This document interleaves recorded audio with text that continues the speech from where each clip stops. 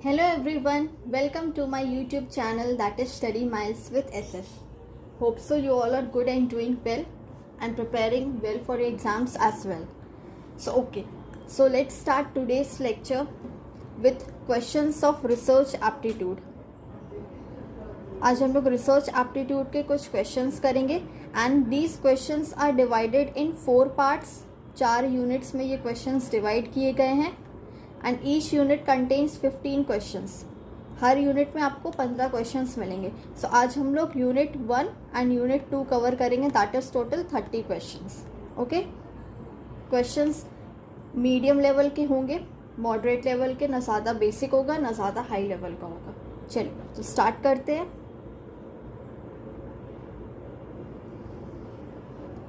Okay, first question क्या कह रहा है? एन इमेज, परसेप्शन और concept that is capable of measurement is called. So we already know कि मेजरमेंट कौन करता है, मेजर कौन करता है? वेरिएबल्स. वेरिएबल्स रिसर्च में क्या रेफर करता है? कोई पर्सन, कोई प्लेस, कोई थिंग, कोई फिनोमेना जिसको हमको मेजर करना है.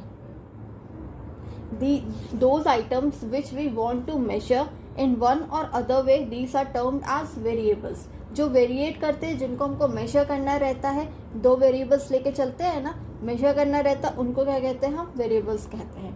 सो कह रहा है इमेज हो, कोई परसेप्शन हो, किसी तरह का कॉन्सेप्ट हो जो कि केपेबल हो किस चीज़ के लिए? मेजरमेंट के लिए. सो वो क्या कहलाएगा? That is variable. ओके, चलो नेक्स्ट क्वेश्चन देखते हैं.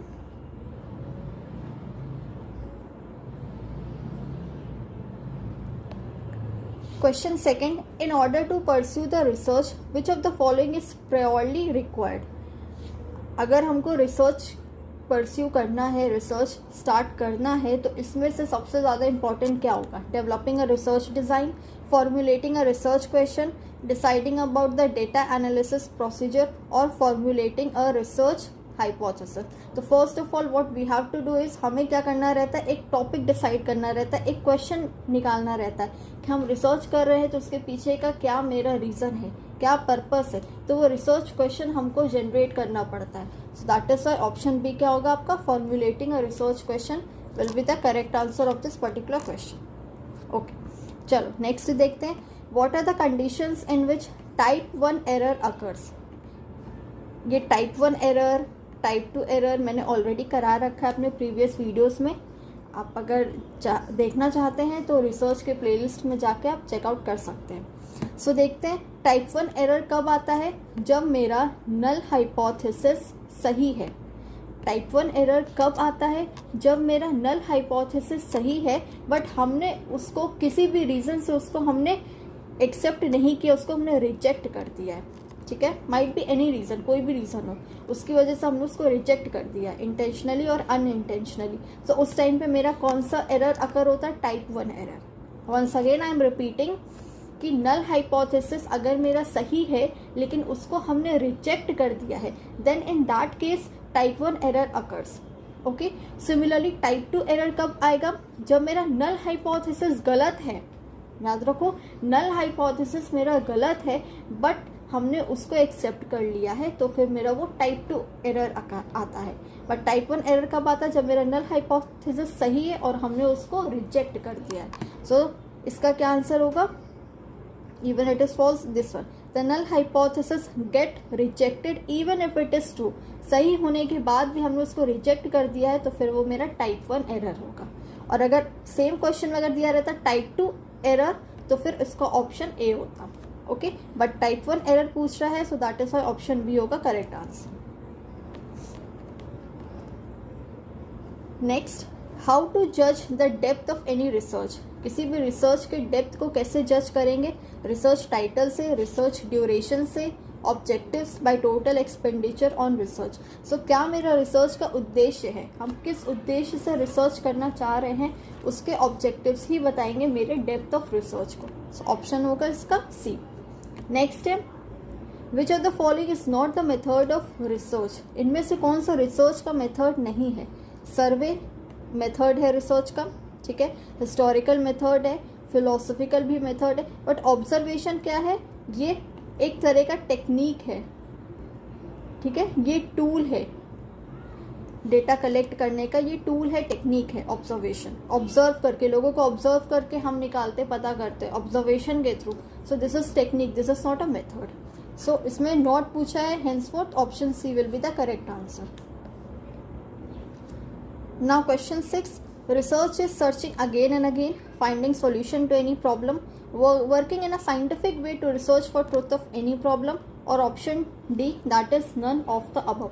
सी, ये सारे के सारे आपके करेक्ट है, बट सबसे ज़्यादा इंपॉर्टेंट जो एक्यूरेट है, जो फिट बैठ रहा है, वो कौन सा, option C, working in a science. C, searching again and again, हाँ ये होता है, क्योंकि रिसर्च में री लगा है, and re means again, means you are searching, you are searching again and again, so ये करेक्ट है। Finding solution to any problem, yes, this one is also correct, but if you will see this option C, working in a scientific way to search for truth of any problem, इस पूरे के पूरे statement में आपको सारी चीज़ें आ जा रही है, वर्किंग भी आ जा रहा है, साइंटिफिक वे में किस चीज़ को सर्च करने के लिए, क्या सर्च करना, ट्रूथ ऑफ एनी, क्या प्रॉब्लम, किसी प्रॉब्लम को सही तरीके से सर्च करना ही क्या है, हमारा रिसर्च है। सो इस स्टेटमेंट में सारी चीज़ें इंक्लूड हो जा रही, that is why option C होगा correct answer. Next, in the process of conducting research formulation of hypothesis is followed bye.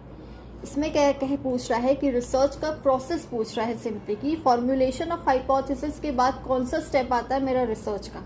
Simple words में यही क्वेश्चन है। सो पहले हम एक टॉपिक डिसाइड करते हैं, रिसर्च का स्टेप है, ओके। टॉपिक के बाद हम क्या करते हैं, रिसर्च के प्रॉब्लम को डिफाइन करते हैं, वी डिफाइन रिसर्च प्रॉब्लम। उसके बाद हम रिव्यू ऑफ लिटरेचर करते हैं, उसके बाद हम ऑब्जेक्टिव्स अपने बनाते हैं, उसके बाद हम हाइपोथेसिस डेवलप करते हैं, ओके। सो पूछ रहा है कि formulation of hypothesis, research formulation of hypothesis followed by, means इसके बाद कौन सा स्टेप आता है, उसके बाद हम क्या करते हैं, उसके बाद हम रिसर्च डिज़ाइन प्रिपेयर करते हैं, और उसके बाद हम टूल्स सिलेक्ट करते हैं। तो इसमें रिसर्च डिज़ाइन तो नहीं दिया, बट सिलेक्शन ऑफ टूल्स तुरंत बाद आता है, इसलिए सिलेक्शन ऑफ टूल्स मेरा क्या होगा, करेक्ट आंसर होगा, okay.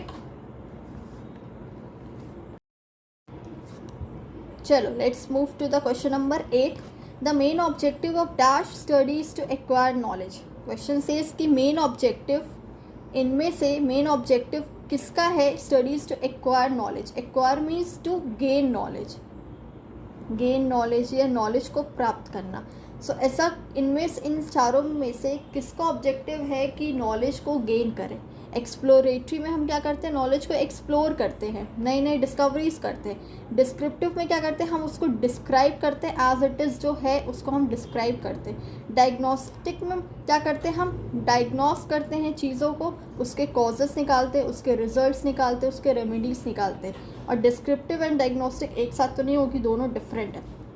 So main objective of dash studies to acquire knowledge क्या होगा मेरा, डिस्क्रिप्टिव। इसमें हम क्या करते हैं, नॉलेज को गेन करते हैं, जो रहता है उसको हम, जैसा नॉलेज रहता है एज इट इज़ हम उसको बताने का कोशिश करते हैं, उसमें हम नॉलेज, नई नई नॉलेज को गेन करके बताते हैं। सो ऑप्शन बी क्या होगा मेरा करेक्ट आंसर होगा क्वेश्चन नंबर 8 का, ओके। 9th है, dash is concern with discovering. C, discovering word आ गया, and testing certain variables with respect to their association और डिसएसोसिएशन। सो इसमें क्या हो जाएगा मेरा, डायग्नोस्टिक आ जाएगा, क्योंकि इसमें सिर्फ डिस्कवरिंग की बात नहीं कही, इसमें टेस्टिंग कहा गया है with respect to their association और डिसएसोसिएशन। डायग्नोस्टिक में क्या होता है, हम फॉर एग्जांपल डॉक्टर पेशेंट को ट्रीटमेंट दे रहा है, ठीक है। Let's take an example of doctor. Doctor जो है पेशेंट को ट्रीटमेंट देगा, उस बीमारी के कॉज को निकालेगा, उसके रेमेडीज़ को फाइंड आउट करेगा, क्या रेमेडीज़ दे, प्रिकॉशनरी मेजर्स बताएगा। सो ये कैसे बताएगा, उस बीमारी, जो बीमारी है और उसका जो रिज़ल्ट है, दोनों को कंपेयर करेगा, दोनों को एसोसिएट करेगा कि हाँ इस बीमारी का इस दवाई के साथ क्या रिलेशन है, इस दवाई के थ्रू बीमारी मेरी जा रही है कि नहीं जा रही है, कि बढ़ रही है कि घट रही है, तो वो एसोसिएट करेगा दो चीज़ों को।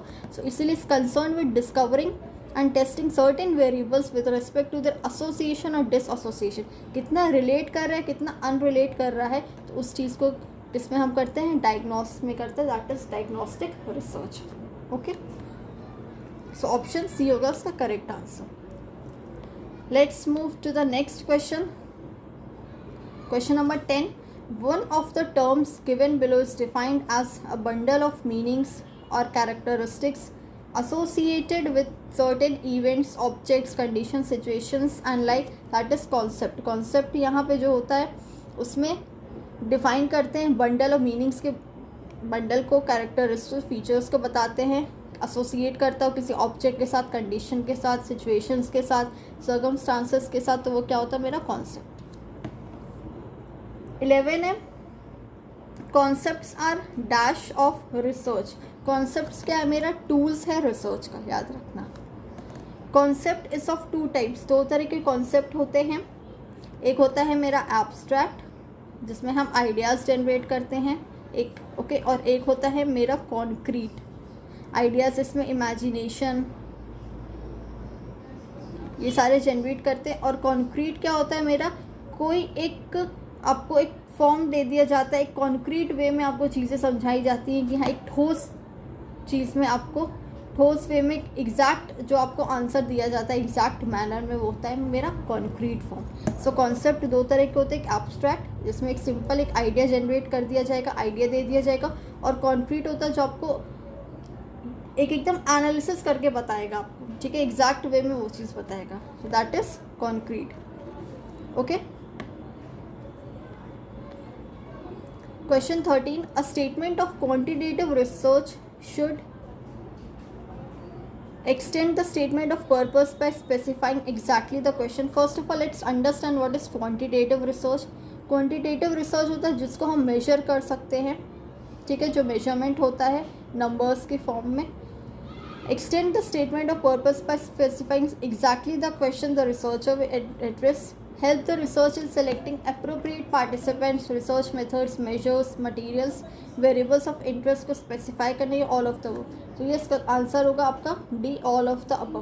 क्वांटिटेटिव रिसर्च में क्या करते हैं, एग्जैक्टली जो क्वेश्चन होता है वो रिसर्चर एड्रेस करता है. ओके. उसके बाद अप्रोप्रिएट पार्टिसिपेंट्स को सिलेक्ट करते हैं, अलग अलग मेथड्स को, अलग अलग टूल्स को, अलग अलग टेक्निक्स को सिलेक्ट किया जाता है. उसके बाद वेरिएबल्स स्पेसिफाई इंटरेस्ट बताते हैं कि कौन सा वेरिएबल लें, हम डिपेंडेंट लें, इंडिपेंडेंट लें. So henceforth all of the above will be the correct answer. Next question number 14. Why do you need to review the existing research. Existing research को आपको क्यों रिव्यू करना पड़ता है, क्यों देखना पड़ता है आपको. To make sure you have a long list of references, because without it you could never reach the required word count. To find out what is already known about your area of interest, or to help in your general study. तो इसका answer होगा option C. हम review क्यों करते हैं, why do we need review the existing literature, means literature review जो होता है, ठीक है, इसको हम रिव्यू क्यों करते हैं.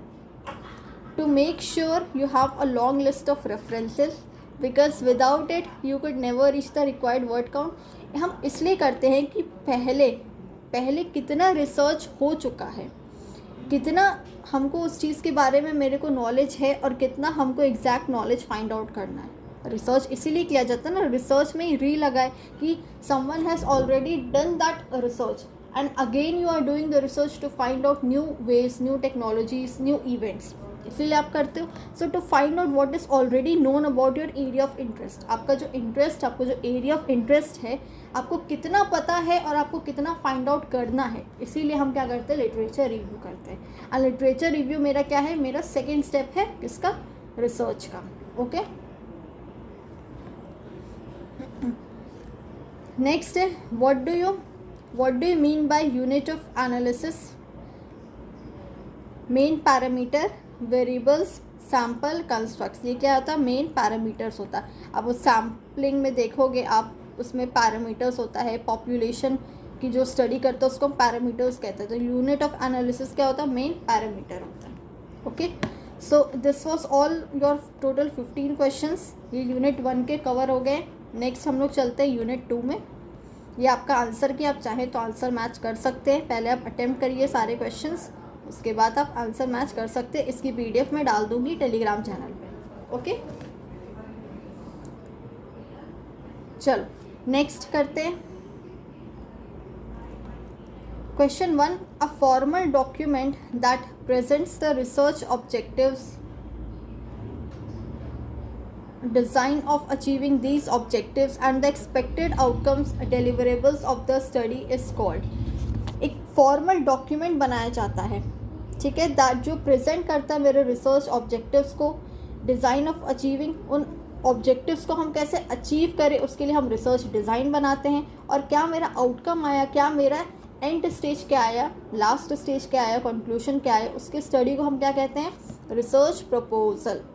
इस प्रपोजल में सारी चीज़ें होती हैं, हम अपने ऑब्जेक्टिव्स बनाते हैं, ठीक है, अपने टेक्निक्स हम निकालते हैं, किस टेक्निक्स के थ्रू हम डेटा को कलेक्ट करें, मेथड्स लेते हैं, ऑब्जेक्टिव्स सेट करते हैं, तो किस पे ये हम रिसर्च प्रपोजल में सारा बना के तैयार करते हैं। ओके, और रिसर्च रिपोर्ट तो हम एंड में करते हैं, जब पूरी रिसर्च हम कंप्लीट कर लेते हैं तो लास्ट में हम रिपोर्ट तैयार करते हैं, ठीक है, और ये रिपोर्ट कहाँ जाता है, रिव्यू होने के लिए जाता है। चलो क्वेश्चन नंबर फर्स्ट का आंसर डी, ये सेकेंड यूनिट है, याद रखना, फर्स्ट यूनिट ऑलरेडी अभी हमने कर लिया। चलो नेक्स्ट करते हैं। Survey is a dash study, descriptive, fact finding, analytical, systematic. Survey क्या है, फैक्ट फाइंडिंग। सर्वे हम क्यों करते हैं, फैक्ट फाइंड आउट करने के लिए करते हैं, ऑन फील्ड में जाते हैं, जो फैक्ट्स है उसको हम फाइंड आउट करते हैं सर्वे में। In a survey there is an enumerator and a respondent.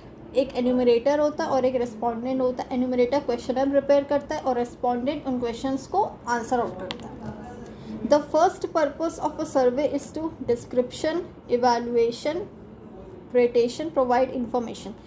पहला पर्पस सर्वे का क्या होता है, हम सर्वे क्यों करते हैं, हम कुछ इन्फॉर्मेशन फाइंड आउट करने के लिए तो करते हैं ना, हमको किसी तरह का इन्फॉर्मेशन निकालना अपने रिसर्च में डालने के लिए, इसीलिए हम तो सर्वे करते हैं। तो फर्स्ट पर्पस मेरा सर्वे का क्या है, टू प्रोवाइड इंफॉर्मेशन।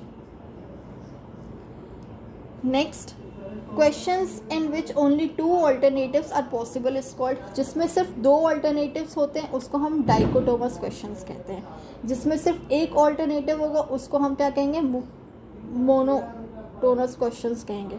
मल्टीपल होगा, जो 1, 2, 3 से जो ज़्यादा होंगे उसको हम मल्टीपल क्वेश्चंस कहेंगे, ठीक है। चलो question 6, what are the core elements of a research process. पहले हम क्या करते हैं, कोर एलिमेंट्स में पहले हम इंट्रोडक्शन करते हैं। इंट्रोडक्शन कहाँ दिया है, ए में भी दिया है, और बी और सी तो ऑलरेडी एलिमिनेट हो गए क्योंकि इसमें इंट्रोडक्शन नहीं दिया है। एग्जीक्यूटिव समरी तो लास्ट स्टेज हो जाएगा, रिसर्च प्लान हम बीच में करते हैं। सो इंट्रोडक्शन इसमें दिया, इसमें दिया, ओके। इसके बाद इंट्रोडक्शन के बाद हम क्या करते हैं, बताया था मैंने, सेकेंड स्टेप अभी जस्ट बताया था, हम लिटरेचर रिव्यू करते हैं। So easily you can find out the answers from the given option, that option D is the correct answer. Introduction, literature review, then what we do, research methodology करते हैं, इसमें methods, अलग अलग methods के through हम research करते हैं। सो मेरा रिसर्च मेथोडोलॉजी होगा, देन रिजल्ट होगा, फिर कंक्लूजन डिस्कशंस करेंगे, ओके। 7th है identifying causes of a problem and possible solution to that problem is diagnostic study. This is the same question, repeated question है, क्वेश्चन थोड़ा घुमा के आया बट आंसर इसका क्या है, डायग्नोस्टिक स्टडी। अभी जस्ट किया कि कॉज हम निकालेंगे और उस कॉज का प्रॉब्लम फाइंड आउट करके उसका सॉल्यूशन निकालेंगे, ठीक है। तो डायग्नोस्टिक में करते हैं। Next, second step in problem formulation इस प्रॉब्लम फॉर्म्यूलेशन का सेकेंड स्टेप क्या होता है, understanding the nature of problem. Problem formulation का पहला स्टेप क्या होगा कि प्रॉब्लम क्या है आपने वो बता दिया, आपने अपना प्रॉब्लम को स्टेट कर दिया, that is statement of the problem, the first step. And second क्या है, उस प्रॉब्लम के नेचर को आप अंडरस्टैंड करोगे कि प्रॉब्लम का नेचर कैसा है, हम उस प्रॉब्लम को जस्टिफाई कर पाएंगे कि नहीं कर पाएंगे, उसके नेचर को समझना, that is second step of problem formulation. Next, questionnaire is filled by, अभी जस्ट मैंने कराया था, questionnaire is filled by respondent. Enumerator होता है, रिस्पोंडेंट होता है, ये क्वेश्चनेयर प्रिपेयर करता है, ये क्वेश्चनेयर फिल करता है respondent. The main problem in questionnaire is accessible to diverse respondents, greater anonymity, shows an inability of respondent to provide information, none of these। Questionnaire का मेन प्रॉब्लम ये होता है कि shows an inability of respondent. सारे options मैं समझा देती हूँ, बट इसका आंसर सी होगा। Accessible to diverse respondent means कि जितने भी रेस्पोंडेंट आप उन तक पहुँच पा रहे हो कि नहीं पहुँच पा रहे हो, ये प्रॉब्लम है। सेकेंड, ग्रेटर एनोनिमिटी मीन्स एक वेगनेस आता है, ठीक है, सारे एक जैसे नहीं होते, आपको कहीं कुछ आंसर मिलेगा कहीं कुछ आंसर मिलेगा, तो ग्रेटर एनोनिमिटी होता है। Shows an inability of respondent to provide information means बहुत सारे रेस्पोंडेंट्स आपको ऐसे मिलेंगे जो आंसर वो दे ही नहीं पाएंगे, आपको जो इन्फॉर्मेशन चाहिए है वो करेक्ट इन्फॉर्मेशन आपको नहीं प्रोवाइड करा पाएंगे। सो सबसे बड़ा मेन प्रॉब्लम यही होता है कि रिस्पोंडेंट्स तो आपको मिल जाएंगे बहुत सारे, बट कुछ का मन नहीं होगा, कुछ देंगे नहीं आंसर, कुछ आपको डांट देंगे, कुछ गलत आंसर आपको प्रोवाइड इन्फॉर्मेशन देंगे। So inability of respondent to provide information, ये होगा correct answer, option C. Next, what does the term longitudinal design mean? A study completed far away from where the researcher lives. A study is very long to read. A study with two contrasting cases. A study completed over a distinct period of time to map changes in social phenomena. Longitudinal study क्या होता है कि एक study को हम लंबे time तक पढ़ रहे हैं, वो होता है मेरा लॉन्गिट्यूडनल स्टडी।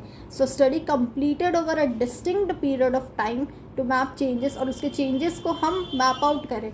अब सपोज ईयर 2000 में हमने स्टडी किया कि कितने परसेंटेज ऑफ गर्ल्स को एजुकेशन मिल रहा है।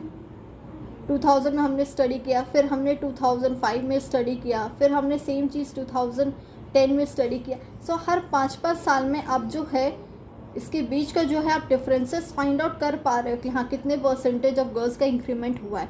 So period of time to map changes को फाइंड आउट करना, मैप करना in social phenomena. So longitudinal design, longitudinal study मेरी यही होती है, ऑप्शन डी होगा इसका correct answer. Next, which of the following is true regarding research objectives? इनमें से रिसर्च ऑब्जेक्टिव्स का क्या सही है? Research objectives when achieved will provide sufficient earnings, ये तो सेकेंडरी हो गया। Research objectives when obtained will ensure the viability of the marketing research department. Research objectives when achieved provide the information necessary to solve the problem. Okay, इसको लेके चलते हैं और option D भी पढ़ते हैं। Research objectives are seldom achieved but should be stated as goals to be sought. नहीं, seldom achieve में सिर्फ यही आप अचीव करते हो, बाकी कुछ नहीं, तो ऐसा नहीं है। ऑप्शन सी इसका करेक्ट आंसर होगा। ये मार्केटिंग पर्पस के लिए भी नहीं यूज़ होता है, ये अर्निंग्स के लिए, ये सारी चीज़ें सेकेंडरी है, बट प्रायोरिटी किसको दिया जाएगा? When achieved provide the information necessary to solve the problem. जो आपका प्रॉब्लम है, रिसर्च प्रॉब्लम है, उसके इंफॉर्मेशन को फाइंड आउट करेगा, सॉल्व करेगा, नेसेसरी इंफॉर्मेशन प्रोवाइड करेगा, यही होता है रिसर्च ऑब्जेक्टिव्स। इसका मेन उद्देश्य यही होता है। Okay, 13, wrong questionnaire is an example of primary data collection problem, secondary collection problem, A and B both या none of the above.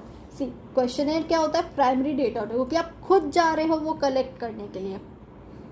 अगर आप खुद जाके डेटा ऑन फील्ड में, इन फील्ड में आप खुद जाके डेटा कलेक्ट करते हो तो वो प्राइमरी डेटा हो जाता है। सेकेंडरी क्या होता है कि ऑलरेडी अवेलेबल है आपके पास, ठीक है, आपके पास बुक्स अवेलेबल है, आपके पास डॉक्यूमेंट अवेलेबल है, आपके पास फाइल्स अवेलेबल है, न्यूज़पेपर अवेलेबल है, आप उसके थ्रू डेटा निकाल रहे हो तो वो सेकेंडरी होता है। बट प्राइमरी अगर आप खुद से जाके डेटा कलेक्ट करते हो, पूछ के, ऑब्जर्व करके, ठीक है, चिट्स के थ्रू डेटा कलेक्ट किया जाता है, उनसे आप फिल करवाते हो, अपना एप्लीकेशन फिल कराते हो या क्वेश्चनर प्रिपेयर करते हो, इंटरव्यू लेते हो, तो ये सारे क्या, ये सारे आपके प्राइमरी सोर्स ऑफ डेटा है। ओके, सो इसमें पूछा गया wrong questionnaire is an example of primary data collection problem. Okay, the existing company information is an example of which data. Existing पूछ रहा मीन्स जो ऑलरेडी अवेलेबल है, उस company के इंफॉर्मेशन, आप जो इंफॉर्मेशन है वो क्या एग्जाम्पल है, कौन से डेटा का एग्जाम्पल है? वो आपके सेकेंडरी डेटा का एग्जाम्पल है। सो ऑप्शन बी होगा इसका करेक्ट आंसर और इसका ए होगा correct answer. Last, your colleague is confused about using the marketing research process. आपका जो कलीग है वो कंफ्यूज हो गया है कौन सा मार्केटिंग रिसर्च प्रोसेस को यूज़ किया जाए, as he knows that something is wrong but is not sure of the specific causes to invest. He seems to be having problems with dash, which is often the hardest step to take. Question is asking कि आपका colleague है वो confuse है कि कौन से marketing research process को use किया जाए, क्योंकि उसको पता है कि कुछ गलत है लेकिन वो श्योर नहीं है कि कैसे उसको इन्वेस्टिगेट करे, उसके पास कारण नहीं है इन्वेस्टिगेशन का. अब जैसे आपको पता है कि आपके क्लास में आप क्लास के मॉनिटर हो, ओके, आपको पता है कि बच्चा जो है ए नाम का जो स्टूडेंट है वो बहुत बदमाश है, ठीक है, या तंग करता है स्कूल में, गलत गलत रूमर्स फैलाता है, बट आपके पास क्या है, कोई प्रूफ नहीं है, आपके पास कोई प्रूफ नहीं है कि आप इसको गलत साबित कर पाओ. तो सिमिलरली इधर भी कलीग जो है वो बहुत कंफ्यूज है, मार्केटिंग रिसर्च कौन से प्रोसेस को लिया जाए, उसको पता है कि कुछ गलत है बट उसके पास कुछ कारण नहीं है कि वो कैसे इन्वेस्टिगेट कर पाए. तो इस टाइम पे वो कौन सा उसके पास कौन सा जो वो लैग बिहाइंड कर रहा है, कौन सा रिसर्च का स्टेप है जिससे वो लैग बिहाइंड कर रहा है. Developing the research plan, determining a research approach, defining the problem and research objectives और सिलेक्टिंग अ रिसर्च एजेंसी. तो वो प्रॉब्लम को नहीं डिफाइन कर पा रहा है और उसके ऑब्जेक्टिव्स को नहीं तैयार कर पा रहा है, इसीलिए उसको प्रॉब्लम हो रहा है कि कॉज नहीं फाइंड आउट कर पा रहा है ताकि वो इन्वेस्टिगेट कर पाए. सो ऑप्शन सी होगा इसका करेक्ट आंसर, कि प्रॉब्लम क्या है, एंड रिजल्ट क्या है उस प्रॉब्लम का, क्या उसकी तकलीफ है उस रिसर्च को फाइंड आउट करने के लिए, क्या प्रॉब्लम है और क्या उसके उद्देश्य क्या है, and research objectives. So option C होगा इसका correct answer. Okay, so yes, this was all for today. आज 2 यूनिट्स आपके कवर हो गए हैं, 2 यूनिट्स मिला के आपके 30 क्वेश्चंस हो गए MCQs. ओके, एक बेसिक आइडिया आपको जनरेट हो गया होगा जिन लोगों के लिए फर्स्ट टाइम रिसर्च एप्टीट्यूड का ये टॉपिक है. सो होप सो आपको ये वीडियो पसंद आई है. तो अगर पसंद आई है तो प्लीज़ चैनल को सब्सक्राइब करिए, वीडियो को लाइक करिए और टेलीग्राम चैनल से जुड़ना ना भूलें, लिंक डिस्क्रिप्शन बॉक्स में है. और कोई भी क्वेरीज आपके माइंड में आता है या किसी टॉपिक पे आपको वीडियो चाहिए, then you are free to comment in the comment section box. मिलते हैं नेक्स्ट वीडियो में. Till then take care everyone, good bye.